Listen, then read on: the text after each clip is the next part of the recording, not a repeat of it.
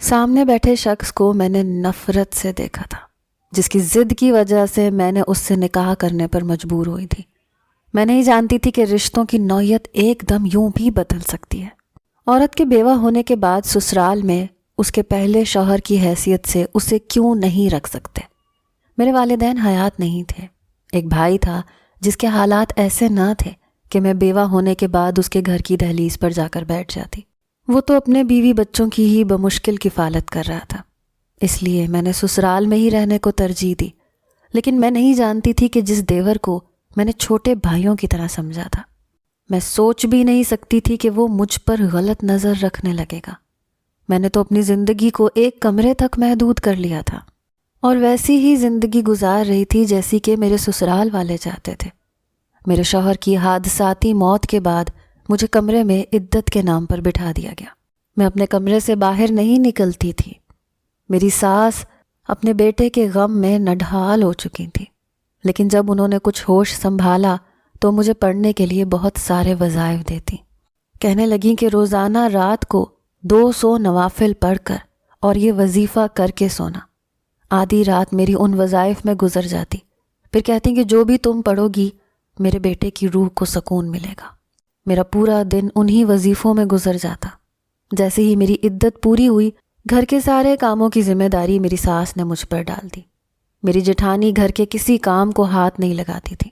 کھانے کا ٹائم آتا، ساس مجھے کم کھانا دے کر کہتی کہ تم جوان جہان ہو، ساری عمر کیسے گزارو گی؟ اس لیے زیادہ خوراک نفسانی خواہشوں کو ابھارتی ہے، تم سادہ اور کم کھانا کھایا کرو۔ پورے دن میں مجھے بس 2 ہی روٹیاں ملتی تھیں، ایک دوپہر کو اور ایک رات کو۔ مجھے وہ وقت یاد آنے لگا جب فیصل زندہ تھا۔ ہماری زندگی کتنی اچھی گزر رہی تھی۔ 3 سال میں نے فیصل کی سنگت میں ایسے گزارے تھے جیسے زندگی میں کوئی غم آ ہی نہیں سکتا، لیکن اس کی حادثاتی موت نے تو مجھے مار ہی ڈالا تھا۔ اور پھر ہمارے معاشرے میں بیوہ کے ساتھ کیے جانے والے رویوں نے مجھ سے جینے کا حق تک چھین لیا تھا۔ گھر میں اگر کوئی ہنسی مذاق ہو رہا ہوتا اور بے اختیار میں بھی ہنسنے یا مسکرانے لگتی تو میری ساس مجھے قہر بھری نظروں سے دیکھتی، کہتی تمہیں شرم نہیں آتی؟ جوانی میں تم بیوہ ہو گئی ہو، تمہارا شوہر اس دنیا سے چلا گیا ہے اور تم ہنس رہی ہو۔ مجھے لگتا تھا شاید میں نے بہت بڑا گناہ کر دیا۔ میں اس لیے چپ کے کفل اپنے منہ پر باندھ لیتی۔ سفید جوڑا ہی اب میرا پہناوا بن چکا تھا۔ کسی کی شادی ہوتی تو مجھے اس شادی پر جانے کی اجازت نہیں ہوتی تھی کہ سہاگن کے پاس بیوہ عورت نہ بیٹھ جائے، کہیں اس کا سایہ اس سہاگن پر نہ پڑ جائے۔ میری جٹھانی مجھ سے یوں دور بھاگتی تھی جیسے میں کوئی اچھوت ہوں۔ پھر بھی میں صبر سے اپنی زندگی گزار رہی تھی، جب ایک بار میری نند اور نندوئی گھر میں کھانے کی دعوت پر آئے۔ کھانا بنانے کے بعد میں کچن میں ہی بیٹھ کر سوکھی روٹی کے ساتھ اچار کھا رہی تھی، کیونکہ میری ساس کہتی تھی کہ تم اب ہمیشہ سادہ کھانا کھاؤ، اور گھر میں اس وقت ایک سے بڑھ کر ایک کھانے بنے ہوئے تھے۔ میں نے دوپہر کی روٹی لی اور اس پر اچار رکھ کر کھانے لگی۔ میری زندگی سے ویسے ہی خوشیاں روٹ چکی تھیں۔ میرا دل بھی نہیں چاہتا تھا کہ میں ہنسوں، باتیں کروں، بس سانسیں تھیں جنہیں میں زندگی کے نام پر لے رہی تھی۔ مر تو میں بھی شاید اسی دن گئی تھی جب فیصل کی موت کا سندیسہ مجھے ملا تھا۔ میں کچن میں کھانا کھا رہی تھی جب میرے نندوئی کچن میں داخل ہوئے۔ کہنے لگا کہ چائے بنا دو۔ میں نے کہا ٹھیک ہے۔ میں نے اپنی روٹی وہیں شیلف پر رکھی اور چائے بنانے لگی۔ مجھے لگا کہ وہ چائے کا کہہ کر باہر چلا جائے گا، لیکن وہ دروازے کے پاس ہاتھ باندھے مجھے ٹکٹکی باندھے دیکھنے لگا۔ مجھے اس کی یہ حرکت بہت بری لگی۔ میں نے کہا شہاب بھائی آپ باہر جائیں، میں چائے بنا کر لاتی ہوں۔ بجائے اس کے کہ وہ کچن سے باہر جاتا، وہ کچن کے اندر داخل ہو گیا۔ کہنے لگا مجھے تمہیں دیکھ کر بڑا دکھ ہوتا ہے، تمہاری زندگی کے بارے میں سوچ کر تکلیف ہوتی ہے۔ بھری جوانی میں تم بیوہ ہو گئی، اور پھر ظلم یہ کہ تمہیں کھانے پینے کو بھی ٹھیک سے نہیں دیا جاتا۔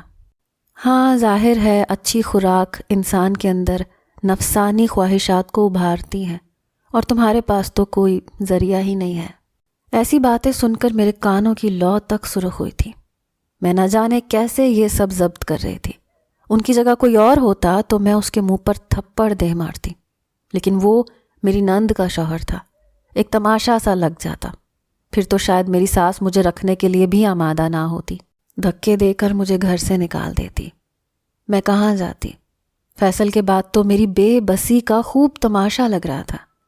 میری آنکھوں سے آنسو بہنے لگے کہ ایک دم سے ہی میرا دیور کچن میں داخل ہوا۔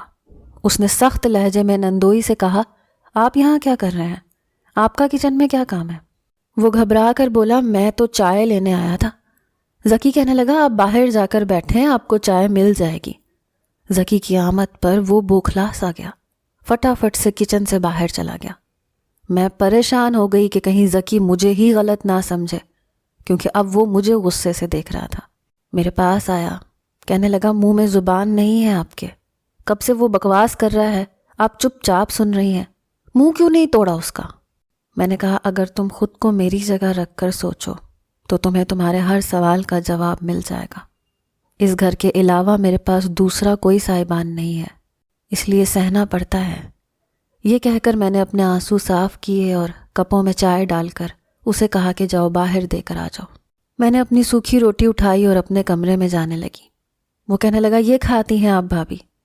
میں نے کہا، ہاں، میرے نصیب میں اب یہی ہے، اور میں یہ کیوں کھاتی ہوں اس کا جواب تم اپنی اماں سے پوچھ لینا۔ یہ کہہ کر میں اپنے کمرے میں چلی گئی۔ اس کے بعد ذکی کی نظریں مجھ پر بدلنے لگیں۔ میں نے نوٹ کیا وہ مجھے دیکھنے لگا تھا۔ مجھے یہ سب برا لگ رہا تھا کیونکہ میں اسے بھائی سمجھتی تھی، لیکن شوہر کے مرنے کے بعد شاید معاشرے کی نظریں ہی بدل جاتی ہیں۔ ایک بار تو ہنگامہ سا برپا ہو گیا۔ میں ذکی سے ایسی بات کی امید نہیں کر سکتی تھی۔ میں نے ہمیشہ اسے اپنے چھوٹے بھائیوں جیسا سمجھا تھا۔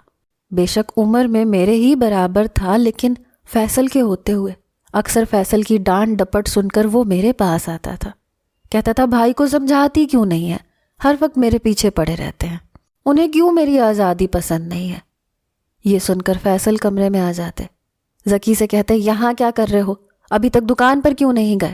تمہیں احساس نہیں ہے کہ کاروبار بھی کرنا ہے؟ جب دیکھو ادھر ادھر گھومتے رہتے ہو، کرکٹ کھیلتے رہتے ہو۔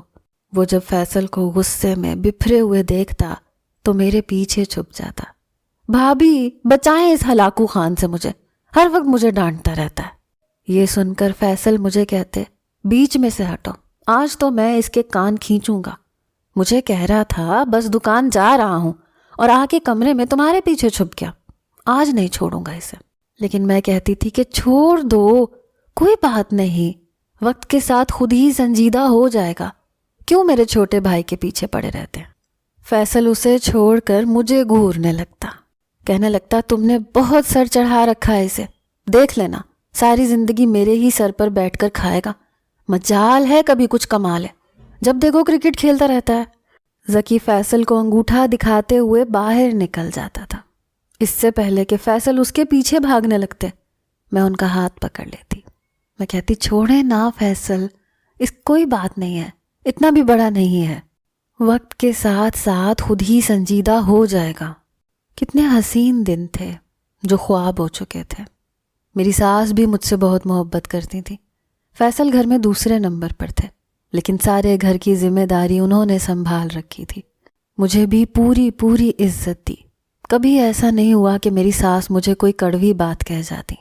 فیصل کہتے تھے کہ میں نے شادی کے فوراً بعد اپنی امی اور اپنی بہن کو بٹھا کر کہہ دیا تھا کہ ہم نا میری بیوی ہے، اس لیے اسے کبھی بھی گھر کی نوکرانی مت سمجھیے گا، اسے پورا حق ہے کہ وہ اپنی مرضی سے کچن میں جو چاہے بنائے کھائے، جیسی چاہے زندگی گزارے۔ مجھے یہ چیز پسند نہیں ہے کہ وہ آپ سے پوچھ کر کھانا بنائے، آپ سے پوچھ کر چلے۔ ہر ایک کو اپنی آزادی سے جینے کا حق ہے۔ جب تک فیصل زندہ تھے گھر پر میری بادشاہت تھی، میری ساس میرے واری صدقے جاتی تھی، لیکن اس ایک شخص کے چلے جانے سے جیسے میری زندگی آسمان سے زمین پر آ گری تھی۔ میں تہی دامن ہو گئی تھی۔ زندگی مشکل تو تھی، لیکن ذکی کی بات نے مشکل ترین کر دی تھی۔ میری ساس بڑے غصے سے میرے کمرے میں داخل ہوئی، کہنے لگی، میرے ایک بیٹے کو کھا کر تمہارا جی نہیں بھرا جو اب دوسرے کو بھی نگلنا چاہتی ہو۔ میں ان کی بات سمجھ نہیں پائی۔ میں نے کہا، کیا بات ہے اماں، میں نے کیا کیا ہے؟ فیصل کا دنیا سے جانا میرے اختیار میں تو نہیں تھا، اگر میرے اختیار میں ہوتا تو میں کبھی انہیں جانے نہ دیتی۔ وہ کہنے لگی، اسے چھوڑو، ذکی کیوں تمہارے پیچھے پڑا ہے؟ کیا جادو کر دیا تم نے؟ کہتا ہے تم سے شادی کرے گا۔ یہ سن کر تو مجھے اپنے کانوں پر یقین ہی نہیں ہو رہا تھا۔ میں نے کہا وہ پاگل تو نہیں ہے؟ میں نے اسے ہمیشہ اپنے چھوٹے بھائیوں کی طرح سمجھا ہے، میں اس سے شادی نہیں کر سکتی۔ وہ کہنے لگی وہ تو ضد باندھے بیٹھے ہوئے ہے، اپنے باپ سے صاف کہہ چکا ہے کہ شادی کرے گا تو صرف تم سے۔ اب تم مجھے یہ بتاؤ، ایسا کون سا چکر چلایا تم نے ذکی کے ساتھ؟ تمہیں شرم نہیں آئی؟ ہمارے ناک کے نیچے تم ذکی کو اپنے جال میں پھنسا رہی تھی۔ میں نے کہا میں نے ایسا کچھ نہیں کیا، بے شک مجھ سے جو مرضی قسم لے لیں۔ میری ساس غصے سے کمرے سے باہر چلی گئی۔ مجھے ذکی پر بہت غصہ آ رہا تھا۔ اسے کیا ضرورت پڑی تھی یہ تماشا لگانے کی اور یہ سب کہنے کی؟ میں سیدھا ذکی کے کمرے میں گئی۔ میں نے اسے کہا کہ یہ کیا نیا تماشا لگایا تم نے؟ گھر پہ سب لوگ مجھے برا بھلا کہہ رہے ہیں۔ وہ کہنے لگا میں نے کیا کیا ہے؟ میں نے کہا یہ کیا کیا ہے تم نے یہ کہا ہے کہ تم مجھ سے شادی کرنا چاہتے ہو۔ وہ کہنے لگا تو اس میں برائی کیا ہے؟ میں نے کہا میں تمہارے بھائی کی بیوہ ہوں۔ وہ کہنے لگا مجھے پتا ہے۔ مجھے اس کے جواب پر حیرت ہوئی۔ میں نے کہا تم پاگل تو نہیں ہو گئے ذکی؟ تم جانتے ہو میں نے تمہیں ہمیشہ اپنا چھوٹا بھائی سمجھا ہے۔ کہنے لگا چھوٹا بھائی میں آپ کا اس وقت تک تھا جب تک فیصل بھائی زندہ تھے۔ میں نے اس کے سامنے ہاتھ جوڑ دیا، رونے لگی۔ میں نے کہا اس گھر کے علاوہ میری کوئی پناہ گاہ نہیں ہے۔ میرا بھائی میری کفالت کرنے سے قاصر ہے، ورنہ میں اس کے گھر چلی جاتی۔ خدا کے لیے میری زندگی کو مزید مشکل میں مت ڈالو۔ مجھے یہاں پر سر چھپانے کے لیے جو جگہ یہاں ملی ہے اسے مت چھینو۔ کہنے لگا آپ کو سائبان دے رہا ہوں، لیکن اپنے نام کا۔ میں نے کہا مجھے نہیں چاہیے تم سے کچھ بھی۔ تمہاری بات پر اماں کو یہ لگ رہا ہے جیسے میں نے تمہیں اپنے جال میں پھنسایا ہے۔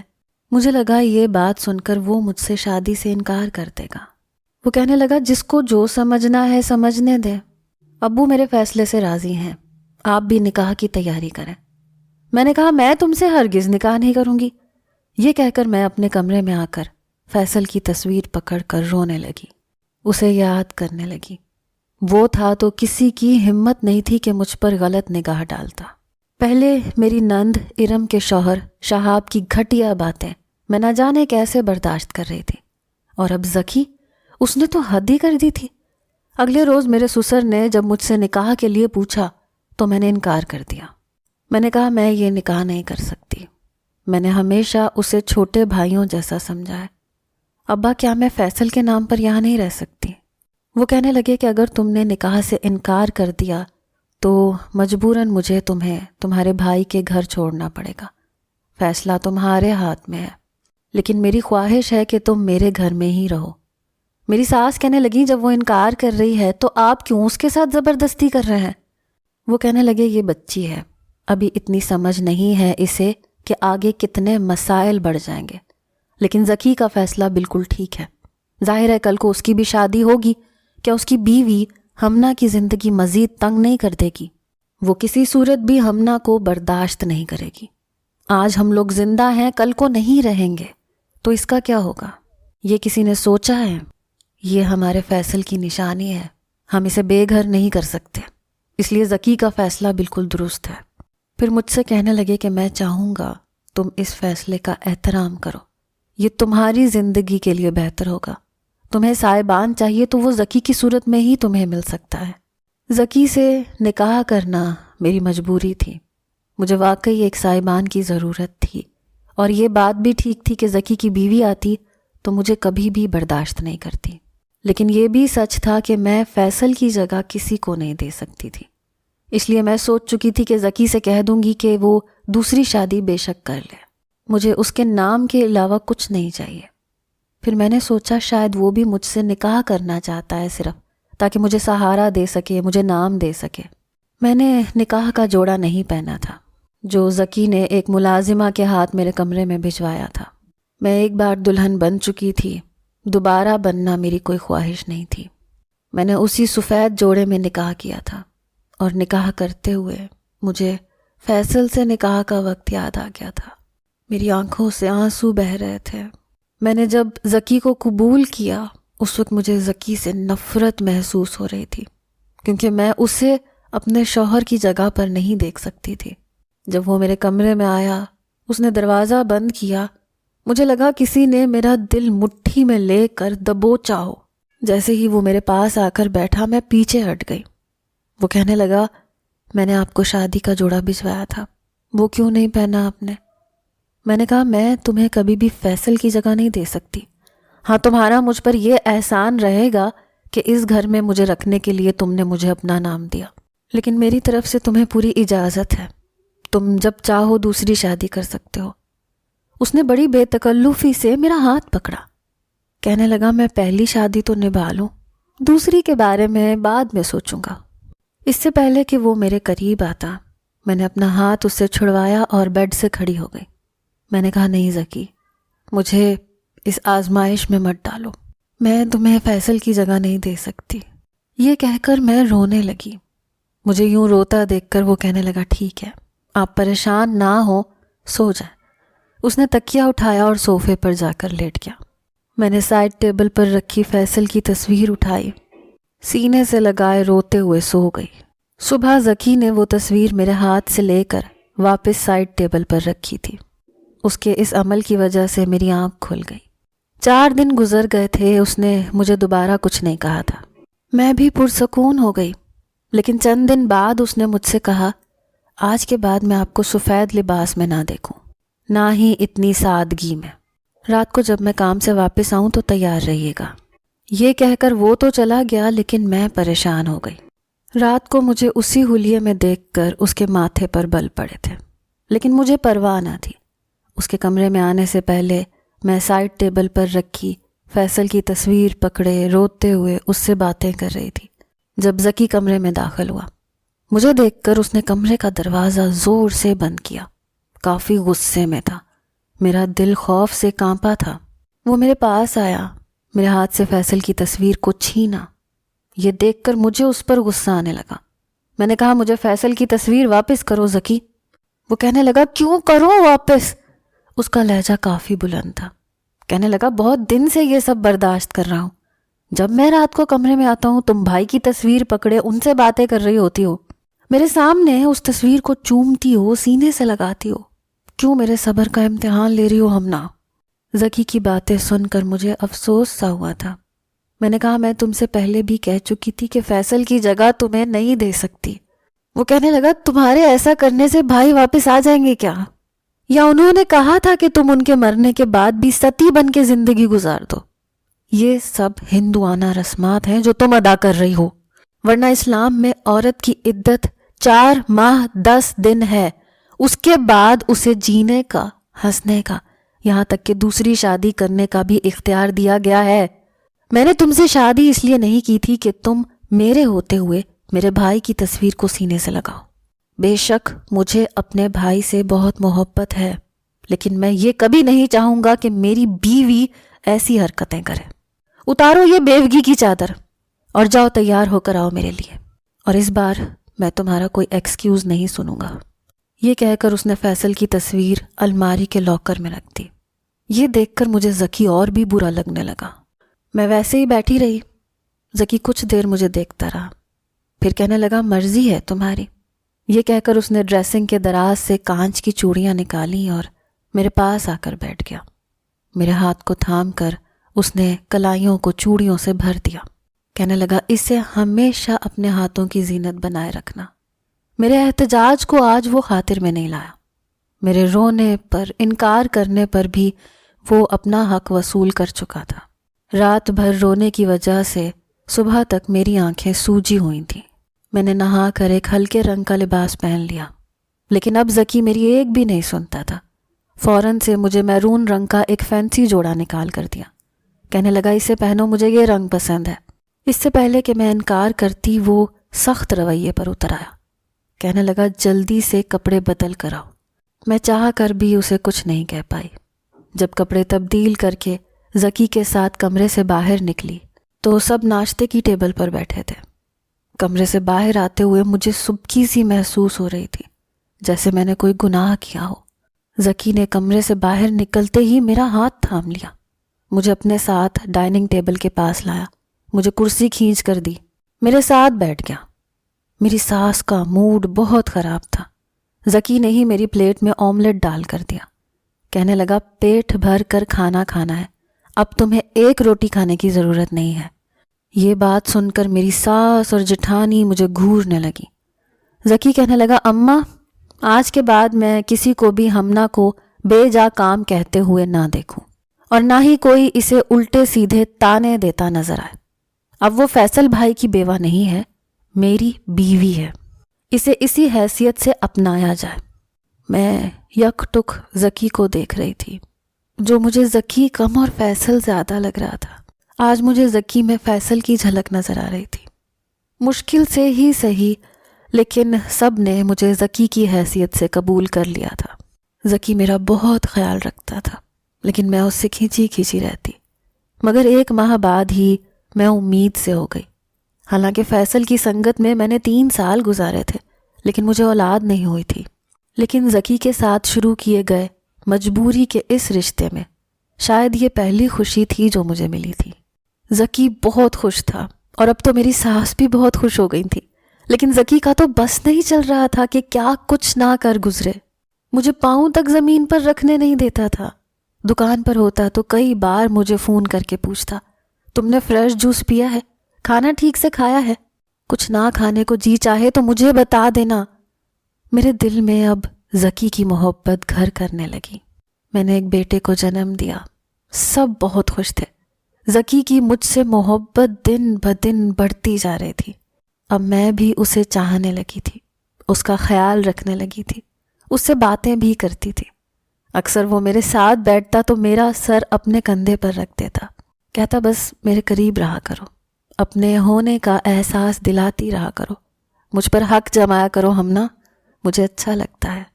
میری جھجک کافی حد تک دور ہو گئی تھی. ذکی کی محبت نے مجھے نئی زندگی دے دی تھی. لیکن اس کے بعد جو قیامت مجھ پر ٹوٹی، میرا حواس گم ہو گیا. 2 سال ہو گئے تھے ہماری شادی کو. میرا بیٹا 1 سال کا ہو گیا تھا. ان 2 سالوں میں ذکی نے مجھ پر اپنی ساری محبتیں نچھاور کر ڈالی تھیں. میرا بیٹا 1 سال کا ہوا تو اس کی سالگرہ ذکی نے گھر کے بڑے سے صحن میں ارینج کروائی تھی. سب مہمان موجود تھے. ہم کیک کاٹنے ہی لگے تھے جب باہر کی ڈور بیل بجی. دروازہ میری نند نے کھولا تھا. سامنے آنے والے کو دیکھ کر اس کی چیخ بلند ہوئی تھی. ہم سب کی نظریں نند کی جانب اٹھیں. جب وہ شخص اندر داخل ہوا، اسے دیکھ کر میں اپنا اگلا سانس لینا بھول گئی. وہ فیصل تھا، میرا پہلا شوہر. وہ زندہ تھا. یہ کیسے ممکن تھا؟ فیصل کی بے تاب نظریں مجھے تلاش کر رہی تھیں اور میں یوں تھی کہ جیسے پتھر کی ہو چکی تھی. سبھی فیصل کو زندہ سلامت دیکھ کر اس کے پاس چلے گئے، اس سے گلے ملنے لگے. چند سال پہلے فیصل دبئی کے لیے جہاز میں بیٹھے تھے، لیکن وہ جہاز کریش ہو گیا تھا. سننے میں یہی آیا تھا کہ سب مسافر مر چکے ہیں، لیکن وہ اس وقت زندہ سلامت کھڑے تھے. کہنے لگے کہ جہاز ابھی آسمان کی بلندی تک نہیں پہنچا تھا، بس زمین سے کچھ ہی اوپر تھا جب جہاز کے ٹائر کو آگ لگ گئی. بہت سے مسافر ہنگامی راستوں سے باہر نکلنے لگے. میں بھی جہاز سے نیچے کود گیا. جہاز اس وقت سمندر کے اوپر تھا. جیسے ہی میں پانی میں گرا، جہاز کے دھماکے کی آواز میں نے سنی تھی، لیکن اس کے بعد مجھے کسی چیز کی کوئی ہوش نہ تھی. مجھے چند دن پہلے ہوش آیا ہے. پھر پتہ چلا کہ میں پچھلے 2-2.5 سال سے کوما میں تھا. نہ جانے مجھے کس نے بچایا اور ہاسپٹل میں پہنچا دیا. میرا تو اب اس بات پر پختہ یقین ہو چکا ہے کہ مارنے والے سے بچانے والی ذات بڑی ہے. میری ساس فیصل کے ساتھ لگے روئے جا رہی تھیں. بے یقینی سے فیصل کے چہرے پر ہاتھ پھیر رہی تھیں، جیسے انہیں ابھی بھی یقین نہ آ رہا ہو. سب فیصل کے پاس تھے، بس میں دور کھڑی تھی. سمجھ نہیں پا رہی تھی کہ یہ سب ہوا کیا ہے. فیصل کی جب مجھ پر نظر پڑی تو اپنا ہاتھ میری جانب بڑھا کر مجھے اپنے پاس بلانے لگے. کہنے لگے ہمنا تم کیوں دور کھڑی ہو؟ دیکھو تمہاری دعاؤں نے مجھے تمہارے پاس زندہ سلامت بھیج دیا. ادھر آؤ میرے پاس. ایک بازو سے انہوں نے میری ساس کو اپنے ساتھ لگا رکھا تھا، دوسرے ہاتھ کو پھیلائے وہ میرے منتظر تھے. اور مجھے لگا میرے قدموں میں اندیکھی زنجیریں پڑ چکی ہیں. میں کیسے جاتی ان کے پاس؟ میں اس وقت ذکی کے نکاح میں تھی. وہ خود ہی میرے پاس آ گئے. میری آنکھوں سے ٹپ ٹپ آنسو بہہ رہے تھے۔ بے اختیار فیصل نے مجھے اپنے ساتھ لگا لیا۔ مجھے ایک کرنٹ سا لگا۔ میری نظریں فیصل کے پیچھے کھڑے ذکی پر جا کر ٹکی، جو مجھے ہی دیکھ رہا تھا۔ فیصل کہنے لگے، ہوش میں آتے ہی مجھے امی ابا کے بعد تمہارا خیال آیا تھا کہ تم تو اس 2-2.5 سال میں رو رو کر پاگل ہو چکی ہوگی۔ ذکی مجھے دیکھ رہا تھا۔ دونوں ہاتھوں کی مٹھیاں اس نے بھینچ رکھی تھی۔ وہ جس ضبط سے گزر رہا تھا میں جانتی تھی کہ ایسا کیوں تھا۔ میں فیصل سے پیچھے ہٹ گئی۔ پھر فیصل میرے بہتے آنسو صاف کرنے لگا۔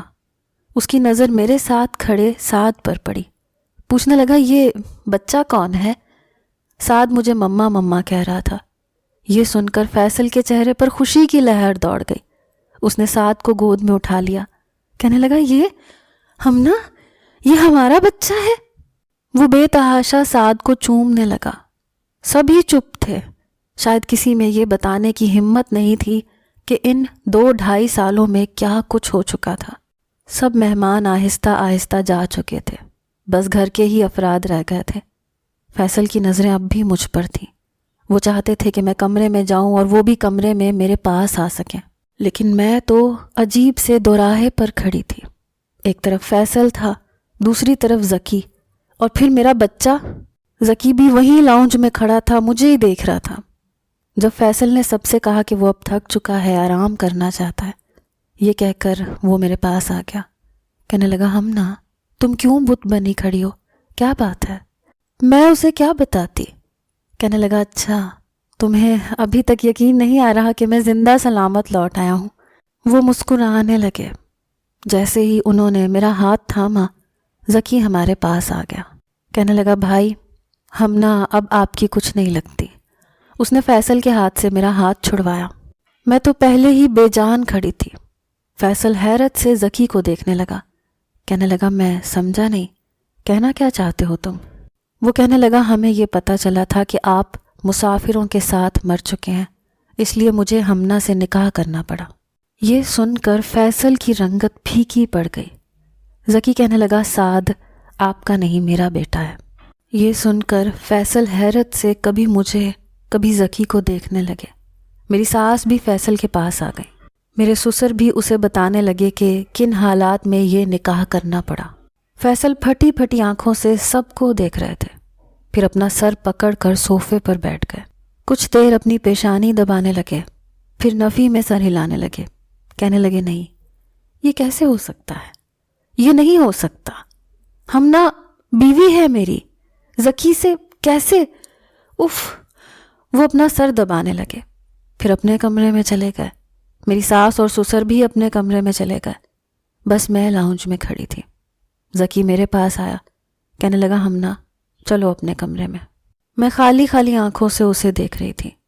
وہ میرا ہاتھ تھام کر مجھے کمرے میں لے گیا۔ میں بے جان سی بیڈ پر بیٹھ گئی۔ اس وقت میں ذکی کے پسندیدہ لباس میں ملبوس تھی، تیار بھی تھی۔ آج اس نے میری تعریف بھی بہت کی تھی، میں خوش بھی بہت تھی، لیکن اب میری زندگی سوالیہ نشان بن کے رہ گئی تھی، جس میں قصور کسی کا بھی نہیں تھا۔ ذکی میرے سامنے بیٹھ گیا۔ اس نے میرا ہاتھ پکڑا، لیکن میں نے چھڑوا لیا۔ یہ دیکھ کر ذکی کے چہرے پر پریشانی کے آثار ابھرے۔ کہنے لگا، ہمنا میں بہت محبت کرنے لگا ہوں تم سے۔ اس کا لہجہ گلوگیر سا تھا، آنکھوں میں آنسو جھلملا رہے تھے۔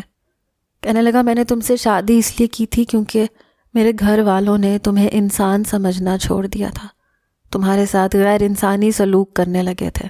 شہاب بھائی کی بے باکیاں جب میں نے دیکھی تو مجھے بہت غصہ آیا تھا، اس لیے سوچا تھا کہ فیصل بھائی کے مرنے کی سزا تمہیں کیوں دی جا رہی ہے، تمہاری زندگی کو کیوں اذیت ناک بنایا جا رہا ہے، اس لیے تم سے نکاح کیا تھا۔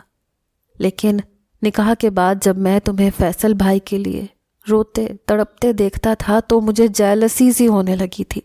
تم ان کی تصویر سے پیار بھری باتیں کرتی تھی، اسے سینے سے لگاتی تھی تو میرے اندر آگ سی دوڑنے لگتی تھی۔ میں یہ سب برداشت نہیں کر پا رہا تھا۔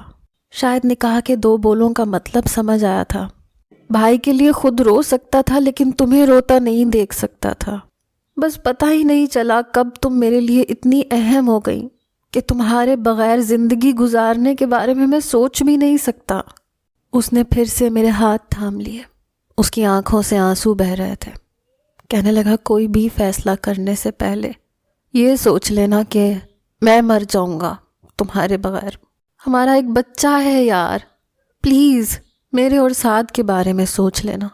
میں کسی پتھر کی مورت بنی بیٹھی تھی۔ اس نے میرا ہاتھ چھوڑ دیے، تکیہ اٹھا کر صوفے پر جا کر لیٹ گیا۔ صبح جب میں کمرے سے باہر آئی تو فیصل سامنے صوفے پر سر پکڑے بیٹھے تھے۔ صبح کا وقت تھا، کوئی بھی نہیں جاگا تھا۔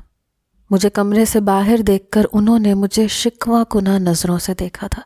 مجھے لگا جیسے میں قصوروار ہوں۔ وہ اٹھ کر میرے پاس آ گئے، کہنے لگے میں فجر پڑھنے مسجد میں گیا تھا، وہاں مفتی صاحب بھی موجود تھے، میں نے اپنا مسئلہ انہیں بتایا ہے، وہ کہتے ہیں تم میری بیوی ہو، پہلا شوہر واپس لوٹ آئے تو دوسرا نکاح منسوخ ہو جاتا ہے۔ وہ کہنے لگا کہ مفتی صاحب نے کہا ہے کہ اگر ایک شادی شدہ آدمی لاپتہ ہو جائے، 1 سال کے بعد یہ خبر آئے کہ وہ مر چکا ہے، اس کی بیوی نے عدت گزارنے کے بعد دوسرے آدمی سے شادی کر لی ہے اور دوسرے خاوند سے اس کی اولاد بھی ہوئی ہے، لیکن اب پہلا خاوند واپس آ گیا ہے، تو اب کیا حکم ہے کہ یہ عورت پہلے خاوند کی طرف واپس ہوگی یا نہیں، اور یہ عورت زنا کی مرتکب ہوئی یا نہیں، اور اولاد کا کیا ہوگا؟ تو انہوں نے کہا کہ اگر لاپتہ اور گمشدہ شخص کی موت کی خبر کی بنا پر اس کی زوجہ عدت گزار کر دوسرا نکاح کر لے اور اس سے اولاد بھی ہو جائے اور پھر وہ لاپتہ شخص زندہ سلامت آ جائے، تو ایسی صورت میں عورت اپنے سابقہ خاوند کو ملے گی اور اس کے زوج دویم کے مابین تفریق کر دی جائے گی۔ البتہ سابقہ خاوند کے لیے اس کے ساتھ ہم بستری کرنا اس وقت تک جائز نہیں ہوگا جب تک کہ وہ دوسرے شوہر سے عدت نہ گزار لے، اور جو دوسرے خاوند سے اولاد ہوئی ہے وہ دوسرے شوہر سے صاحب النسب شمار ہوگی، اور مفقود کی موت کی خبر کی بنا پر نکاح ثانی کرنے کے سبب یہ عورت زانیہ شمار نہیں ہوگی۔ میں پوری رات سو نہیں پایا، تمہیں ذکی کے کمرے میں نہیں دیکھ سکتا، بہت چاہتا ہوں تمہیں۔ میں گم سم کھڑی تھی، کیا کرنا چاہیے مجھے؟ کیا فیصل کے ساتھ زندگی گزارنی چاہیے یا پھر فیصل سے طلاق لے کر ذکی سے نکاح کر لینا چاہیے، جس نے مجھے اس وقت اپنایا جب میری زندگی کانٹوں پر گزر رہی تھی؟ آپ بتائیے۔